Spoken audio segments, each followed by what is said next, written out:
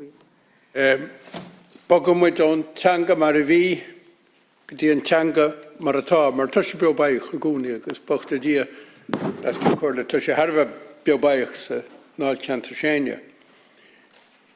Minister, the targets relating to the provision of services through Irish, and as a consequence, the amount of people to be recruited with an ability to do their business in Irish in the newly enacted Official Languages Amendment Act are really, really challenging and will take urgent action. And I was just wondering what work has been done to date, because this has been in gestation for a long time. What work has been done to date to progress this? Gurv Mahagut Chokta Gurm Fáiltir of Octu an Oct na Tchangaka Ifagula Lasu Sean no maid Tábhachtach go lucht na Gaeltachta agus na Nadina a Lauren Gaelge agus dómh siúd atá sim acu sa Tchanga tagann sé in níag tréimhse fada Corlúcán agus tíos póracht agus feabhsóig an bille seo na fór álacha do Conchúirí Gaelge. Deputy, thank you very much for raising this issue, and I want to say I do welcome the enactment of the Official Languages Amendment Act 2021, which just occurred on the 22nd of December last, and it does underpin a key programme for government commitment, and it is notable that this coincides with Irish having become a full working language, of course, at the EU institutions since January. As you are well aware from submissions made to the Oireachtas Committee on the Irish Language, Gaeltacht and the Irish-speaking community, the achievement of an ambitious 20% recruitment target of proficient Irish speakers by 2030 requires a cross-government approach. It is ambitious, and it is what we must work towards. This is against a backdrop whereby only 0.4% of posts are designated currently by civil service employers as being Irish-speaking posts. The Act provides that within 6 months of the date of enactment, Minister for Tourism, Culture, Arts, Gaeltacht, Sport and the Media will establish an Irish Languages Services Advisory Committee. And the functions of this committee are set out in the Act, as you know, and include the preparation of a national plan within 2 years of the establishment to increase the provision of services through the medium of Irish, as well as periodic surveying of the number of Irish speakers employed by the public service. The work of this committee may include consideration of approaches to the future recruitment of Irish speakers. My department and the Public Appointment Service, as the principal recruiter for the civil and public service, will be represented as members of this committee. There are a number of actions that you will be aware of that my department and PAS are already taking to increase the number of fluent Irish speakers in the civil service, and they'll be put on the record. Minister, I know people wish to achieve this, but it won't happen of its own accord. And I think passing the Act was actually going to be the easy bit of this. Now, you said 2 years to prepare the plan. Now we're in 2024. I think it's impossible to achieve it by 2030 unless we start now. And there are some obvious things that don't need 2 years to plan. So really my question to you are, already in anticipation of the bill, what has actually been done to increase the number of people who will be capable of doing the business to Irish? Because there's no point in just advertising the jobs if the people aren't there. So, for example, have you had a really serious talk with the Minister of Higher Education in relation to the need to provide more courses to Irish and in Irish at third level to ensure that there will be qualified people to actually provide the services, and that we won't once again hit the wall and say, well, sorry, we can't achieve it? Thank you very much, Deputy. And I agree with you that this is not going to happen of its own accord. And the government has now signed up to this. The legislation is in place, and we are all going to have to work together to meet this goal. And I would point out that there are dedicated recruitment and promotion competitions targeted at the Irish language speakers. As you have rightly said, that in itself is not enough. Last year, PAS held general civil service competitions for individuals with fluency in Irish at clerical officer and higher executive officer level. Today, PAS is launching an Irish executive officer competition, but we are dependent on the quality of applicants and on the availability of a pool of people to apply and who can meet the requisite level of competence that is there. In addition, we are investing a lot in providing training for existing civil servants.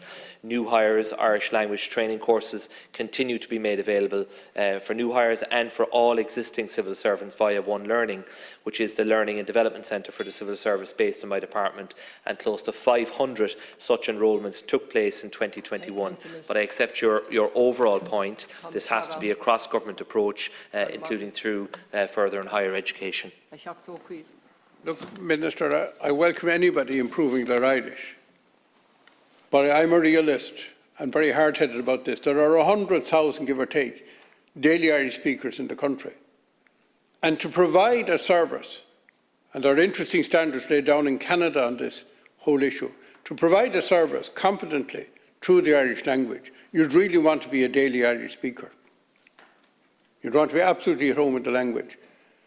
And there's no point in advertising the jobs if we haven't made comprehensive plans that there'll be people there with the competencies to apply for the jobs, which does, for example, focus on the higher education sector and on the whole Gael scholarly and so on, but we're a bit better off at second level and first level than we are at third level. And that's just one little step that we need to challenge. So, Minister, is there going to be a comprehensive all of government to make sure that when you advertise the job, you actually have the people to apply for the job with a real competency in Irish? Yeah, thanks, Deputy. There will be, and that is the process now that is set out in the legislation, which Minister Martin has taken responsibility for. I think the core point is, and you've acknowledged it yourself, the number of Irish speakers applying to join the civil service is quite low, and that in itself is a problem that we need to address. I've been looking at the figures, and to give context, when comparing the most recent analogous general civil service competitions undertaken by PAS at clerical officer level, applicants were no requirement for fluent Irish. There were about 12,200, and applicants where fluent Irish is required about 165, so 1.35% by comparison. There are some specialist roles that are presenting significant challenges for recruitment. That is a reality, so this is not an issue that can be resolved through the recruitment channel itself. The availability of people with the requisite skills and also willing to apply and take up these roles is key. So this does require a whole-of-government approach, and that is what Minister Martin is now coordinating through her role as provided for in the Act.